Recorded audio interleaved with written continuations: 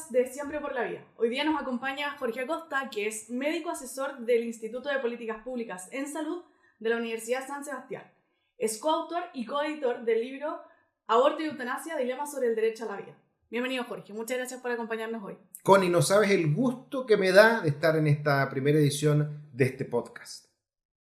Muchas gracias por acompañarnos. Gracias a ti. Como es el primer capítulo, nosotros queremos abordar el derecho a la vida de forma integral.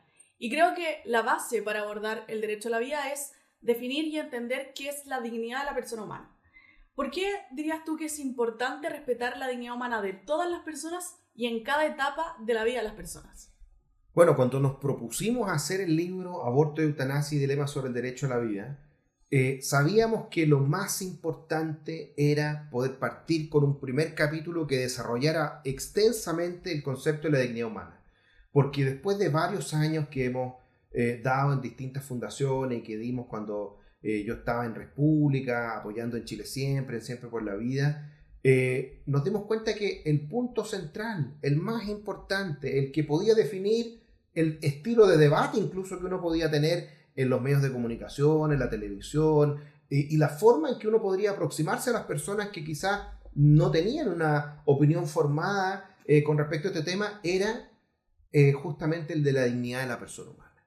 Y eso es fundamental porque cuando nosotros comprendemos que la dignidad de la persona humana comienza desde el momento mismo en que comienza la existencia de un nuevo ser vivo, es decir, en el momento de la concepción, cuando se une el óvulo con el espermio, y que permanece inalterada esa dignidad y ese valor de la persona en cada etapa de su vida, intrauterina, extrauterina, hasta el momento de su muerte, nos damos cuenta de lo que significa verdaderamente la diferencia entre un ser humano y un animal o una cosa.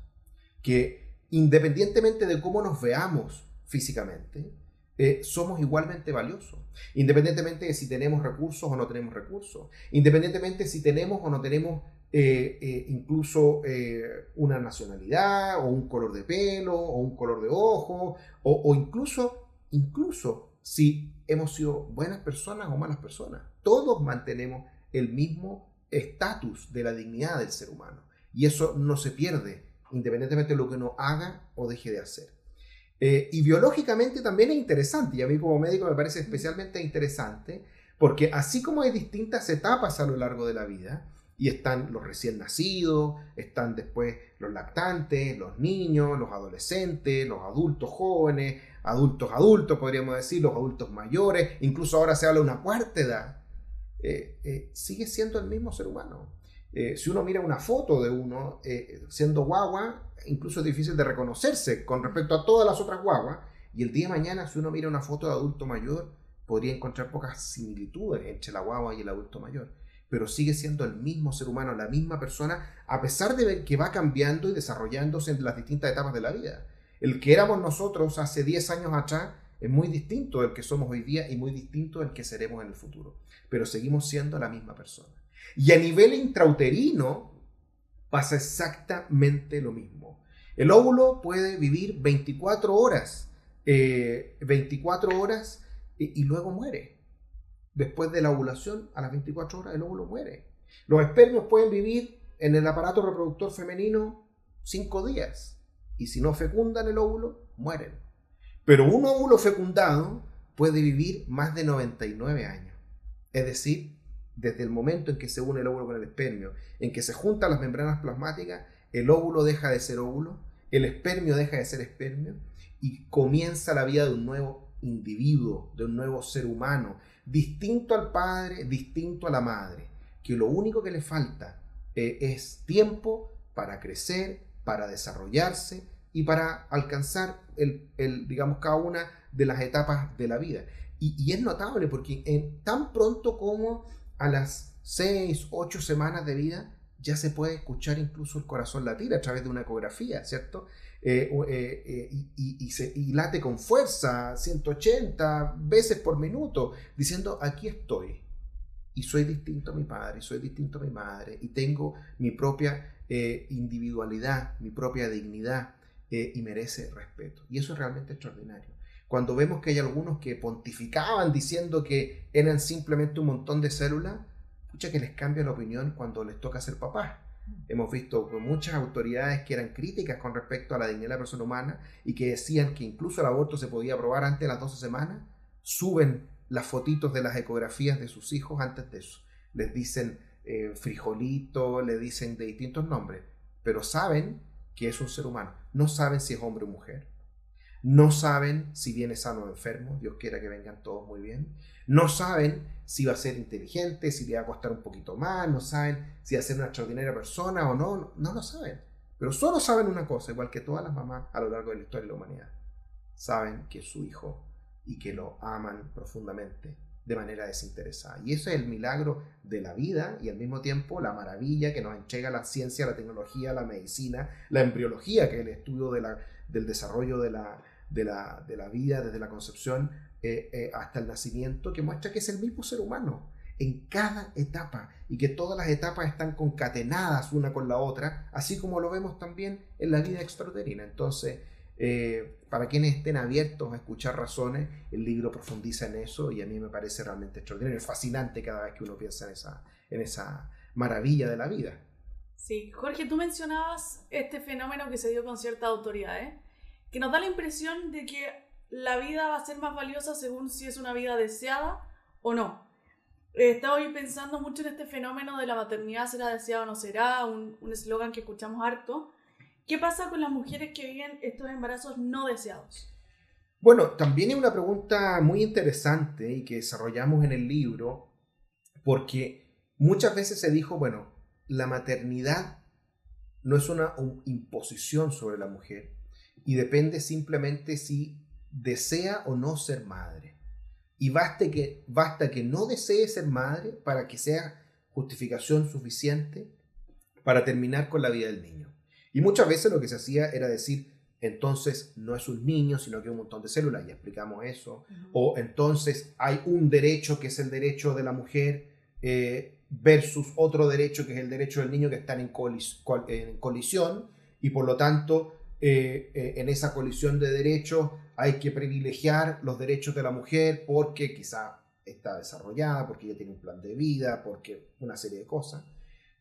O incluso hay algunos como Carlos Peña, que también ha sido bien interesante el planteamiento que él ha desarrollado con respecto a los deberes supererogatorios. Entonces dice, mira, ya que son igualmente dignos, son seres humanos con la misma dignidad, la única forma en la cual se puede imponer un derecho sobre el otro es cuando haya un deber supererogatorio, así como un deber casi heroico que se le exija a la mujer de seguir adelante con el embarazo, y por eso es que solamente justifica el aborto por causales y no el aborto libre.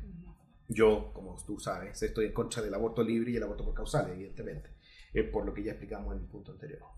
Pero es interesante esta discusión porque efectivamente hay muchos que decían, mira, el embarazo no deseado es lo mismo que el embarazo no planificado. Yo creo que son cosas radicalmente distintas. La mayor parte de nosotros, diría yo, somos fruto de un embarazo no planificado. O sea, es poca la gente que dice ya, ahora quiero ser mamá y funciona. Incluso hay muchas personas que tienen problemas de fertilidad, que cuando deciden ser mamá, muchas veces lo hacen, por ejemplo, a una edad un poco más alta y les cuesta ser mamá y se dan cuenta del problema de la ventana que tiene la mujer para la fertilidad. Y en el caso particular mío, o sea, mi mamá me tuvo a los 19 años. Y yo siempre digo, sin duda que fue un embarazo que no fue planificado, pero eso no significa que no fuera deseado.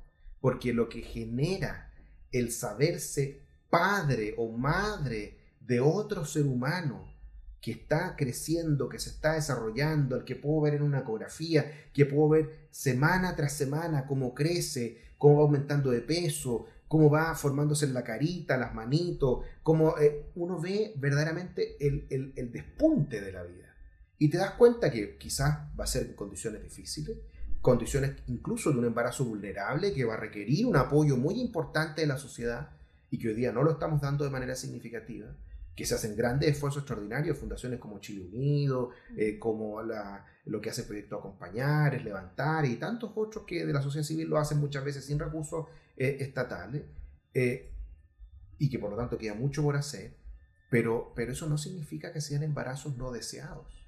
Pueden ser no planificados, pueden estar en el contexto de un embarazo vulnerable, pero requieren un apoyo de la familia, de la sociedad y también del cambio cultural, mi querida Connie. Yo lo diría de esa manera. El día de mañana, pucha, que sería lindo que cada vez que una mamá dice que está, una mujer dice que está embarazada, que es mamá, sea siempre sinónimo de alegría, sea siempre sinónimo digamos, de gratitud de la sociedad.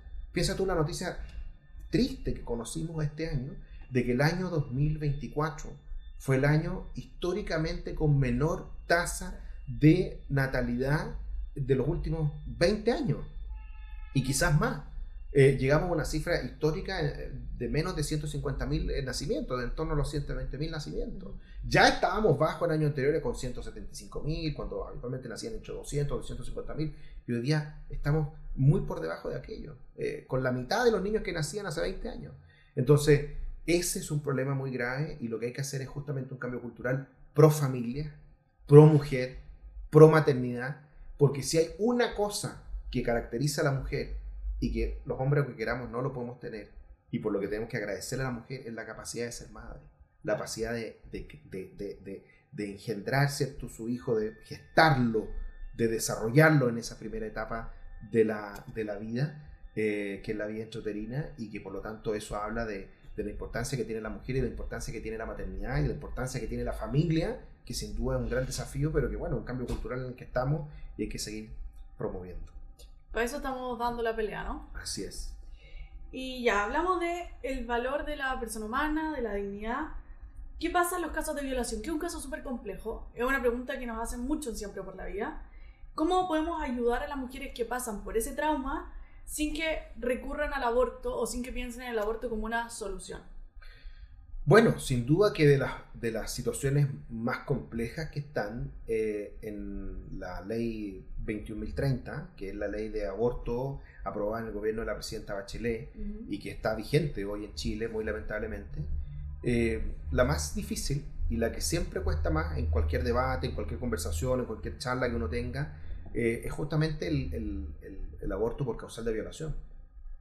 Y es difícil, entre otras razones, porque no es complejo empatizar con la situación dramática que vive cualquier mujer, que podría ser mi hija, que podría ser mi señora, que podría ser mi hermana, que podría ser un familiar cercano, frente a la horrible aberración del trato indigno, quizás de los más grandes que se le puede hacer a una mujer, que es abusar de ella y violarla.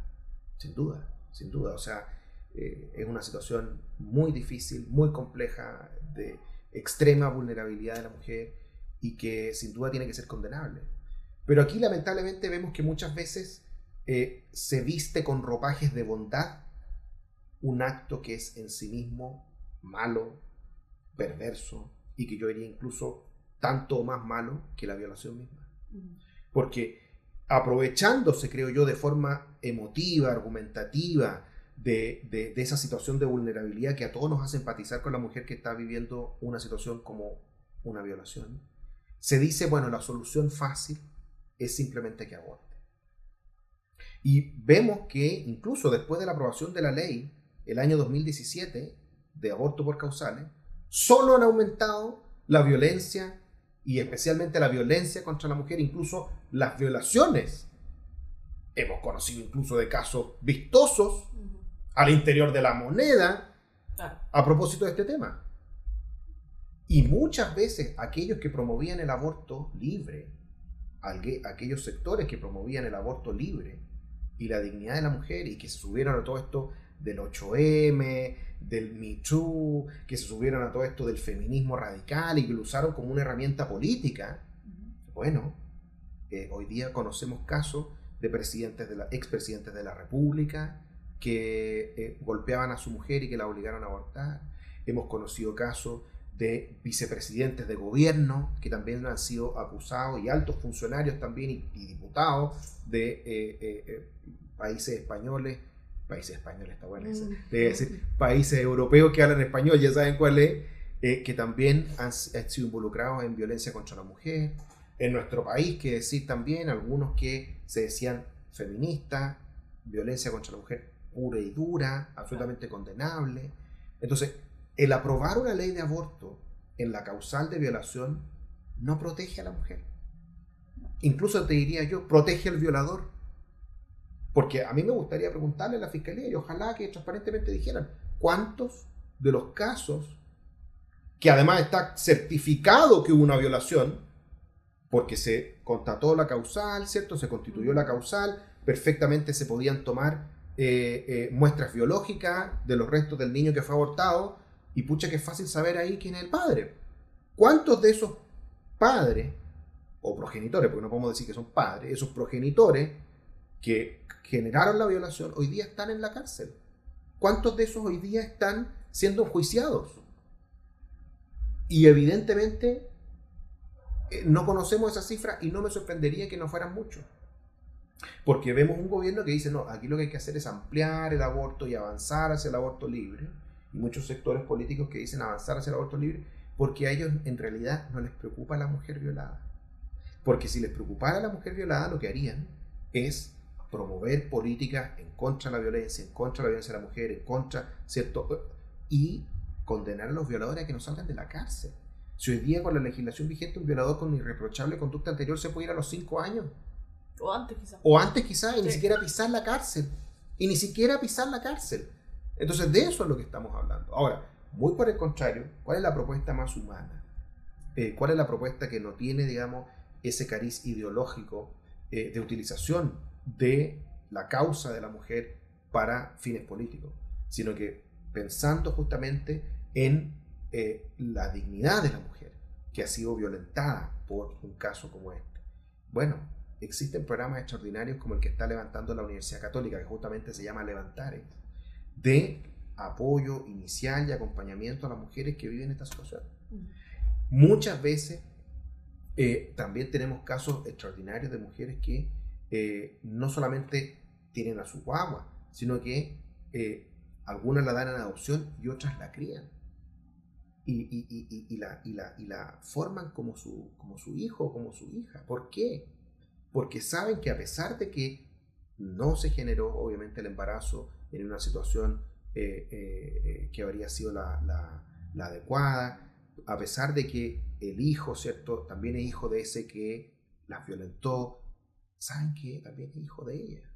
Y dan testimonio de sacar adelante a su hija, de quererla, de criarla, y sin duda que es maravilloso. ¿Es exigible a todos? Por supuesto que no. Pero tampoco podemos olvidar que en una situación como esta, la mujer es la víctima.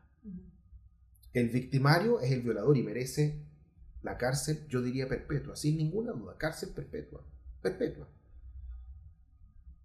Pero el niño por nacer, que es fruto de esa violencia brutal como la violación, puede ser una víctima más si lo condenamos al aborto. Y a mí me parece profundamente injusto condenar a pena remitida al violador, que es el culpable, y condenar a pena de muerte, que es el aborto, al niño por nacer. El niño por nacer tampoco pidió estar ahí. Y es profundamente injusto tratar de enmendar una injusticia como la violación con otra injusticia, como acabar con la vida del que viene por nacer.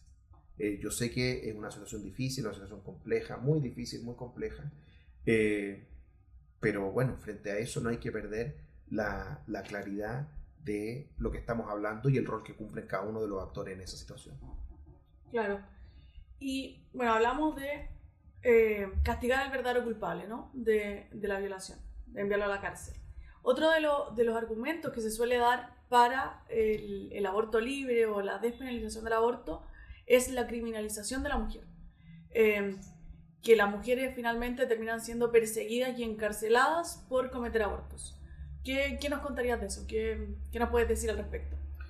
Mira, es interesante, porque justamente a mí me pasaba que cuando estaba en debates a propósito de este tema, había mucha gente que decía, está bien, doctor, yo le compro el argumento de la dignidad de la persona humana, le compro el argumento de las causales, que todas y cada una de las causales tienen su justificación para no realizarse. La primera causal, todos sabemos que si está en peligro la vida de la madre, se interviene por lex artis, por la buena práctica médica. El médico no puede dejar de salvar a la vida de la madre porque, entre otras cosas, no puede salvar las dos vidas, y cuando puede salvar las dos vidas lo hace. Cuando tienen más de 24 semanas, los niños se manda a la neonatología, se intenta salvar, se le ponen corticoides y a la mamá también se le salva. Pero antes de eso no se puede técnicamente. Yo confío en que el avance de la ciencia el día de mañana nos va a permitir hacer una cosa así y sería fabuloso. Y de hecho lo ha permitido en estos años. Antes un niño de menos de 28, de 30 semanas no se salvaba y hemos corrido, gracias a los avances de la tecnología, de la ciencia, ese avance hasta las 24 semanas que ha sido realmente extraordinario. Yo me acuerdo de mis profesores de pediatría, de neonatología, el doctor Patricio Ventura Junca, que también es coautor del libro, nos decía, o sea, nunca pensábamos que íbamos a poder tener niños de menos de 500 gramos, de 22 semanas incluso, que lo lográbamos salvar, gracias al avance de la tecnología. Bueno, eso se podría hacer. La segunda causal, el tema de los niños que muchas veces le dicen inviables o incompatibles con la vida, que es tan peyorativo, pero que sabemos que tienen enfermedades congénitas letales. Lo mismo que un enfermo terminal. O sea, no porque alguien esté gravemente enfermo yo lo voy a matar, voy a adelantar su muerte. Lo tengo que apoyar, lo tengo que acompañar, y ahí está todos los programas de cuidado paliativo extraordinarios. Y en la tercera causal, ¿cierto? Ya lo comentábamos antes, pero además, ojo que en la tercera causal hablamos de un niño sano, de un niño que no tiene ninguna enfermedad, de un niño que no es una amenaza para la vida de su mamá. Alguien podría decir una amenaza psicológica, pero no, tampoco. No hay ningún estudio que muestre, ¿cierto?, que el aborto es beneficiario para la salud mental de la mujer. Y también está en el libro una pregunta extraordinariamente bien respondida por la Francisca de Sebalcusa, psiquiatra, y por el profesor Rodríguez del Real, que también escribió con nosotros, médico psiquiatra también. Entonces, frente a todo eso, cuando ya dábamos todo esos argumentos, nos faltaba que decir, ya, está bien, doctor, le compro todo eso. Pero hay un punto que me parece aún así injusto. ¿Cuál? Porque usted quiere que esto sea una ley con cárcel que termine metiendo a las mujeres a la cárcel simplemente por haberse abortado, muchas veces en un contexto de vulnerabilidad, muchas veces en un embarazo que era no deseado o no planificado. Incluso el argumento del no planificado y no deseado me lo compran ya no planificado. Y que está tan angustiada y está en una situación de tanta vulnerabilidad que cree que la única solución que tiene es el aborto. Y ahí incluso muchas veces se agarraban de otra cosa que está también en el libro, que son las razones por las cuales las mujeres chilenas están empezando a abortar. Y efectivamente, prácticamente 9 de cada 10 mujeres chilenas que están pensando en abortar lo hace por miedo, por violencia, por coerción, por pérdida de expectativas de vida. Entonces ellos mismos me decían, oiga, pero en ese contexto de vulnerabilidad, usted habla del embarazo vulnerable, si una mujer aborta, bueno, ¿acaso no debería apoyarla, acogerla y no meterla a la cárcel? Si usted pone en la ley que esto es un delito, esa mujer la van a meter a la cárcel. Y era una pregunta interesante. Y además te decían, ¿cuántas mujeres hay en la cárcel? ¿Cuántas mujeres hay en la cárcel hoy día, producto de leyes como la que usted quiere promover? Que dice que son pro mujer y que son pro niño, pero en realidad pueden ser pro feto, porque te lo dicen así como si fuera algo peyorativo, pero no son pro mujer. Porque usted a la mujer la quiere criminalizar, la quiere meter a la cárcel. Entonces, era una pregunta interesante, desafiante. Y por eso es que, como esta era una pregunta que no solamente nos hacían a nosotros, sino que también siempre se hacía en el debate público, fue interesante encontrar que consistentemente, cada ciertos años, habían varias investigaciones periodísticas que se dedicaban a decir, oye, a ver, preguntemos con transparencia, ¿cuántas mujeres están en la cárcel hoy día por haberse hecho un aborto? Y consistentemente no encontraban ninguna. Y cuando nos pusimos a escribir el libro dijimos, bueno, hagamos lo mismo.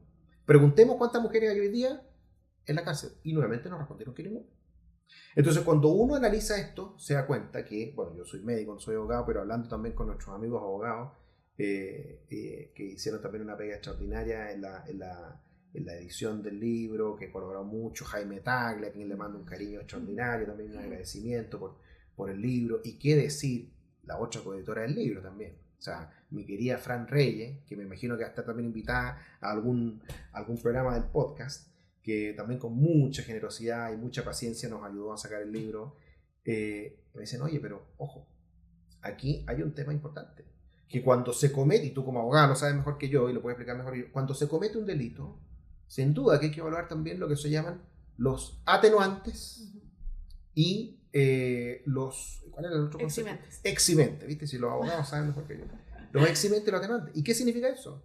Significa que muchas veces, cuando justamente estamos en el contexto de vulnerabilidad en el cual la voluntad de la mujer se ve agraviada, y esa es la definición justamente de la coerción, actuar contra la voluntad misma, que tú me estás diciendo que de las principales causas por las cuales las mujeres están pensando en abortar, Bueno, es lo que justamente consideran los jueces. Si la justicia no es solamente lo que está en la ley, sino que también la aplicación al caso particular que hace quien administra justicia, que es el juez. Y cuando ve que efectivamente una mujer cometió un delito, porque lo cometió, como el aborto, pero lo hizo porque estaba obligada por el papá, por la mamá, por la pareja, porque lo hizo por un temor irrefrenable de contarle la noticia al papá, a la mamá, y que eso podría significar incluso que la echaran de la casa, o que terminara una relación amorosa, o que pensaba que su vida se iba a acabar porque al ser mamá no podía seguir estudiando, no podía seguir trabajando, no podía entrar a la universidad, o incluso muchas veces porque pasan situaciones de vulnerabilidad de distinto tipo, como incluso la de las causales, que la llevan a creer que es la solución. Pero por una cosa, como te digo, que va contra su voluntad, que es una serie de circunstancias que hacen que el juicio se nuble, y eso hace que efectivamente el juez considere que evidentemente va a tener un grado de culpabilidad, pero no para enviar a la cárcel. Y muchas veces entonces lo que tenemos que hacer nosotros frente a estos casos es darnos cuenta que en ese contexto de vulnerabilidad, cuando el 90% de las mujeres que están pensando en abortar lo hace por violencia contra la mujer, porque eso es, bueno, lo que hay que hacer son programas verdaderamente de apoyo a las mujeres con embarazos vulnerables, de decirles que no se acaba la vida, de decirles que si no tienen el apoyo de la familia van a tener el apoyo de la sociedad, de decirles que si no quieren criar a su hijo lo pueden dar en adopción, y que si lo van a dar en adopción no se va a ir a un centro del Sename también donde va a sufrir quizás cuantas otras violencias del niño. Es decir, un programa de apoyo y de acompañamiento, porque el aborto es un mal social que se puede prevenir y que no se debe promover. Hoy día, lamentablemente, tenemos muchos sectores políticos que tienen como agenda justamente lo contrario, promoverlo y no prevenirlo. Pero bueno, estamos en un cambio cultural, hemos visto tantos cambios en tantas cosas en tan poco tiempo, y yo soy convencido que lo vamos a terminar logrando. Quizás no lo voy a ver yo, pero espero que lo vean mis hijos sin lugar a dudas. Sí, está dando hartas vueltas el tema de la ley de aborto libre, que se quiere presentar, se ha atrasado la presentación, gracias a Dios, así se pueden salvar más niños. Pero están diciendo, último año de gobierno, parte de esta agenda valórica es impulsar el aborto, impulsar la ley de eutanasia, que recordemos que lleva años en el Congreso, está durmiendo, y que al parecer lo que se quiere hacer es presentar indicaciones por parte del gobierno para poder tener el proyecto de ley aceptado, finalizado. Pero ya saliéndonos del tema de aborto y yendo más a la eutanasia, frente a la eutanasia tenemos también el tema de los cuidados paliativos, que creo yo no se le da la suficiente importancia y valor que deberían tener cuando tenemos enfermedades terminales, y casi que se hizo que automáticamente la solución es la eutanasia. Pero no estamos pasando por este paso previo, podríamos decir, o esta solución verdadera que es los cuidados paliativos. ¿Qué nos podrías contar de eso? Bueno, efectivamente, uno podría decir que así como los programas de acompañamiento a las mujeres con embarazos vulnerables es la respuesta más humana al drama que viven las mujeres que están pensando en abortar, los programas de cuidados paliativos han demostrado a lo largo de la historia de la medicina que son la forma también más efectiva y más humana que tenemos para luchar contra el dolor y contra la desesperanza. Porque no hay que olvidar que las razones principales por las cuales una persona puede estar pensando en cometer la eutanasia es justamente un dolor intratable, casi que decir que mira, dejémoslo que muera para que pare de sufrir, o una pérdida del sentido de la vida tan profundo que crea que ya el único sentido de su vida es morir y no vivir. Y la verdad es que los cuidados paliativos han demostrado que se puede lograr con equipos especializados tratar prácticamente cualquier dolor. Es muy raro que existan dolores intratables, muy, muy raro, y en eso la Ale Florenzano lo desarrolla de manera bastante clara y nítida, y muestra también cómo los países en los cuales se aprueba la eutanasia finalmente se cambia incluso el paradigma de qué podemos hacer para tratar el dolor del paciente. Bueno, en qué momento una vida ya no es tan digna y en realidad la podemos desechar. Y por otro lado, el sentido de la esperanza. Porque muchas veces, lo que tenemos son pacientes con depresión. Y uno de los signos de la depresión es la autolisis, como decimos los médicos. Es decir, la ideación suicida, la pérdida del sentido de la vida. Y a veces tratarle esa depresión al paciente hace que recupere el sentido de la vida. ¿Por qué tenemos programas de prevención del suicidio? Si la voluntad es tan omnipotente en nuestra sociedad, bueno, si alguien quiere suicidarse deberíamos decirle que lo haga nomás, que está muy bien. Claro, Tomó si su es una decisión libre. es una decisión libre, es un ser humano adulto. Bueno, ¿cuál es el problema de que se suicide? Bueno, resulta que efectivamente no es tan libre esa decisión porque está muchas veces, no la mayor parte de las veces, el paciente en el contexto de una depresión tan severa que lo hace incluso ir contra su propia vida. Entonces, efectivamente, los programas de cuidados paliativos tienen la gracia de que son holísticos, como les gusta decir en la medicina, que son omnicomprensivos, que tienen no solamente apoyo médico, sino que también psicológico, psiquiátrico, desde la enfermería, desde también el apoyo espiritual, que es muy importante. Hay un estudio de la Universidad Católica que salió poco después de que publicamos el libro, muy interesante, que mostraba como un factor de riesgo para tener una mala calidad de proceso de muerte y de muerte en aquellos pacientes que tenían enfermedades terminales, era justamente ser soltero, hombre, vivir el proceso en el hospital y no en la casa, no acompañado, sin información y además sin un acompañamiento espiritual, sin un sentido trascendente de la vida. Y al contrario, las personas que morían en su casa, acompañados por la familia, apoyados por el equipo médico, que tenían un sentido trascendente de la vida, tenían un mejor proceso de muerte y muerte con mejor calidad de ese proceso. Porque no hay que olvidar que todos los seres humanos, si tenemos una certeza, es que nos vamos a morir.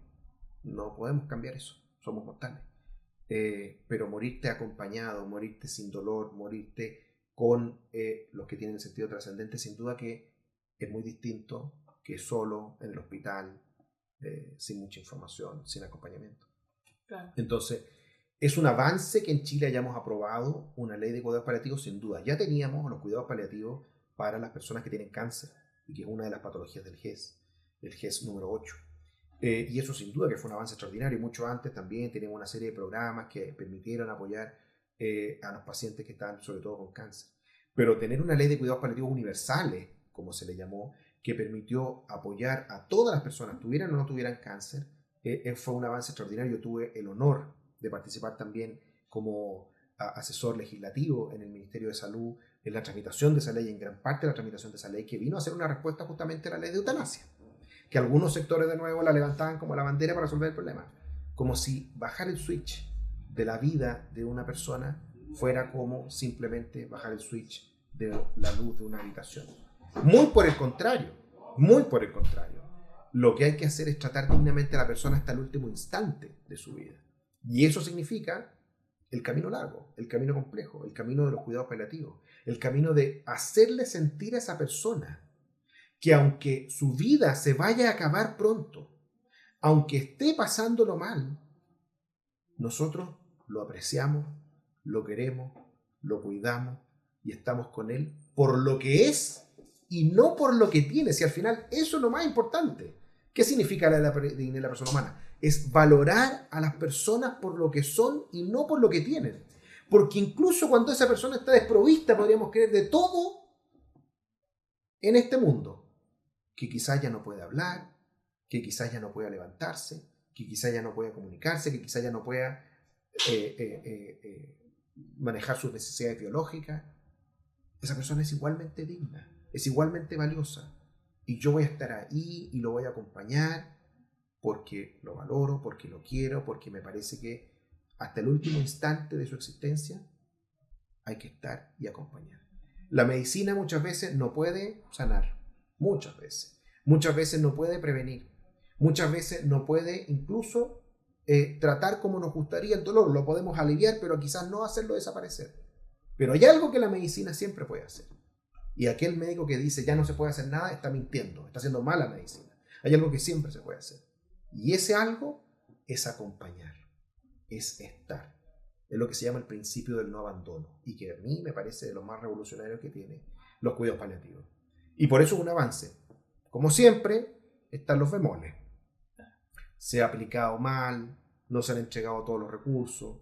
Cuando se entregaron recursos no se utilizaron todos, ha avanzado lento, pero bueno, la mejor respuesta que tenemos para dar a la eutanasia son cuidados paliativos fuertes que permitan redignificar el trato a las personas que lo están pasando mal. Y eso se puede hacer, es de largo plazo, quizás no es tan sexy para muchos como podría ser la eutanasia, porque es una respuesta fácil, pero ojo que la eutanasia y el aborto son formas de tratar al ser humano para desecharlo, para tratarlo indignamente, es justamente desecharlo como una cosa, como algo que me molesta. La cultura del descarte. La cultura del descarte. Y la gran pregunta es, ese que promueve la eutanasia por una falsa empatía, por una falsa consideración del dolor del otro, ¿por qué lo está haciendo? ¿Acaso porque a él le provoca dolor y sufrimiento ver a otra persona pasándolo mal?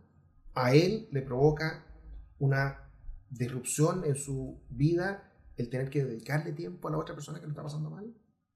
¿Cuánto se llena el corazón cuando uno va a visitar a una persona que está enferma y lo acompaña? Incluso cuando esa persona ni siquiera esté consciente y uno está ahí y lo acompaña. ¿Cuánto se llena el corazón cuando uno acompaña también a un familiar enfermo? Aunque uno no pueda hacer nada para aliviar su enfermedad, pero está ahí. ¿Y cuánto esos que están enfermos sienten también la fortaleza que les entrega aquel que los acompaña y que los visita? Aunque sepan que simplemente con una sonrisa, con un abrazo, con un beso, se transmite el cariño y la consideración por el otro, por lo que es, por quien es el otro y no por lo que tiene. Muchas gracias, Jorge, por acompañarnos en nuestro primer capítulo, por darnos las respuestas magníficas que nos diste. Y los dejo a todos muy invitados para los siguientes episodios del podcast y también para que puedan comprar el libro en la tienda respublica.cl. Es un libro muy bueno que aborda muchas preguntas sobre los dilemas del derecho a la vida, con más de ¿cuántos autores? Son casi 40 autores, 127 preguntas respondidas en no más de 3.000 caracteres y que además están hechos didácticamente, en que hay tantas formas de leer el libro como personas existen. Así que yo se lo recomiendo absolutamente. Va a ser una extraordinaria inversión. Está hecho para que lo entienda un niño de 8 años y una persona de 80 años. Para que todo el mundo se pueda interiorizar. Y además estamos muy contentos porque ha sido tan bien valorado que todo indica que pronto también vamos a tener muchas más ediciones disponibles aquí en Chile y también, ojalá, en distintas partes del mundo con sus versiones locales. Así es. Muchísimas gracias. Connie, ha sido un verdadero honor. Muchas gracias a ti por la invitación.